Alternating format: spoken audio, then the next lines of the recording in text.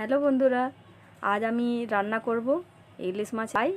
এই যে ধামি বা মুকুন্দ, এই দুটি নাম, অনেকে ধামি বলে, অনেকে মুকুন্দ বলে।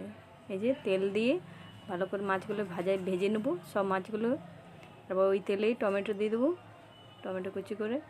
তারপর দেবো আদা রসুন ও পেঁয়াজ বাটা একটু দেবো। তারপরে দেবো সর্ষে বাটা, সর্ষে বাটা দিয়ে নাড়াচাড়া করব।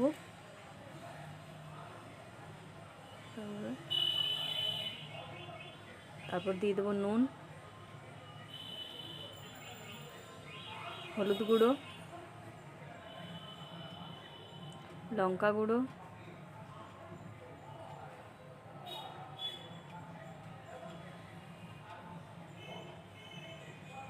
দিয়ে পরে নাড়াচাড়া করে ভালো করে ভেজে নেব।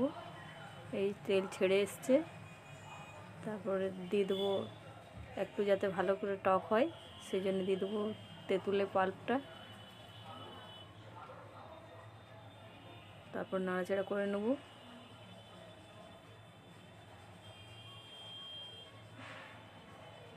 তারপর মাছগুলো দিয়ে দেবো।